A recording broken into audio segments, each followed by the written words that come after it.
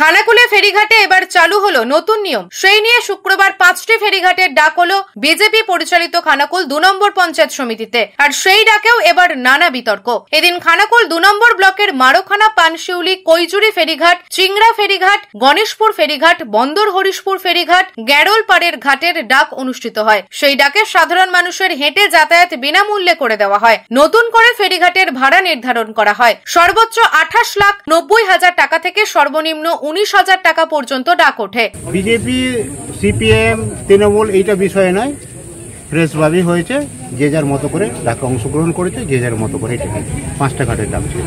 যারা ডাকে অংশগ্রহণ করেছিল তাদের মধ্য থেকেই তারা পেয়েছে, সুষ্ঠুভাবে হয়েছে। প্রতিটি ঘাটের অধিকার পায় তৃণমূল সমর্থিতরা। যদিও এই ঘটনায় বিজেপির অভিযোগ, তৃণমূল ইচ্ছাকৃতভাবে বেশি টাকা ডাক তুলেছে। সেই ডাক তুলে দিয়ে তারা সেখান থেকে চলে যায়। আদৌ কি সেই টাকা জমা দেবেন, এমনই অভিযোগ তোলেন বিজেপি বিধায়ক। ডাক শুরু হওয়ার আগেই তাকে তৃণমূল নেতাদের কথা মতোই পঞ্চায়েত সমিতিতে ঢুকতে বাধা দেওয়ার অভিযোগ তোলেন। দেখুন, আমরা যেটা খবর পেয়েছি এখন পর্যন্ত, ওরা টেন্ডারটা তুলে দিয়েছে, হাই লেভেলে তুলে দিয়েছে, হাই লেভেলে তুলে দিয়ে ছেড়ে দিয়ে পালিয়ে যাচ্ছে, এরকম আমাদের কাছে খবর আছে। তো সেটা যাতে না হয়, বড় বড় তৃণমূলের মাথা যারা কাঁপিয়ে বেড়াচ্ছিল একটু আগে পর্যন্ত, গলা ধীরে ধীরে গালাগালি পাচ্ছে, তাদের উচিত ওদের ঘাটটা ধরে, কলারটা ধরে নিয়ে এসে পঞ্চায়েত সমিতিতে টাকাটা জমা করা। এই কাজটা ওদেরকে করতে হবে। একটা ভিডিওর সাথে মিটিং করে গেছে, সেই সঙ্গে খানাকুল থানার ওসির সাথেও একটা মিটিং হয়েছে। সেই মিটিংয়ে ওনারা পরিষ্কারভাবে দাবি করেছিলেন এমএলএ যাতে এই পঞ্চায়েত সমিতিতে না ঢুকতে পারে। তো তার জন্য কি করেছিল, প্রথমেই আমার সিকিউরিটিদেরকে পুলিশ বাধা দিচ্ছে না ঢোকার জন্য।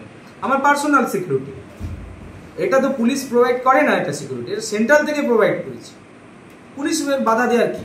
আজকে যে এই ঘাটের টেন্ডার নিয়ে যে সমস্যাটা, জটিলতা তৈরি হয়েছিল, এটা ভিডিও তৈরি করেছিলেন, কারণ উনি চান যে সমস্ত ইয়েতে তৃণমূল কংগ্রেসকে প্রায়োরিটি পাইয়ে দেবে।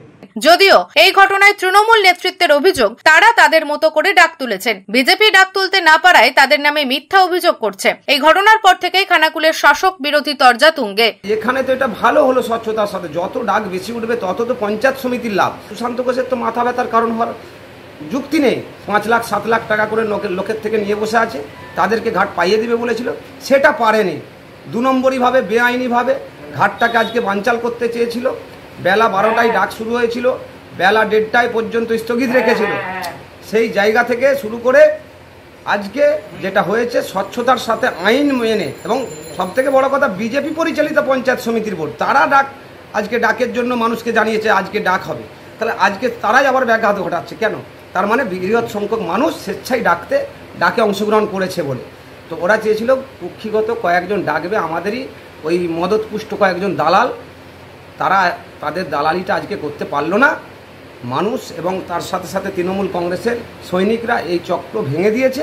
এবং যারা পেয়েছে তারা তৃণমূলের কেউ নয়, যারা পেয়েছে তারা একজন ইজারাদার সংস্থা। তারা টাকা জমা দেবে কি না দেবে সেটা তো পঞ্চায়েত সমিতি বা block development officer, BDO madam বুঝবেন। নিউজ আজ বাংলা, খানাকুল। ছেলে মেয়েদের পড়াশোনা নিয়ে চিন্তা করছেন?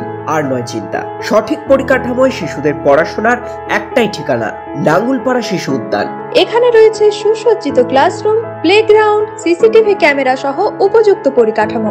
গ্রামীণ পরিবেশে সাধ্যের মধ্যে কোয়ালিটি এডুকেশনের একটাই নাম, নাঙ্গুলপাড়া শিশু উদ্যান। আমাদের ঠিকানা নাঙ্গুলপাড়া, খানাকুল, হুগলি। Phone number 8670354361। শিশুর বিকাশে নিবেদিত প্রাণ, সকলের তরে।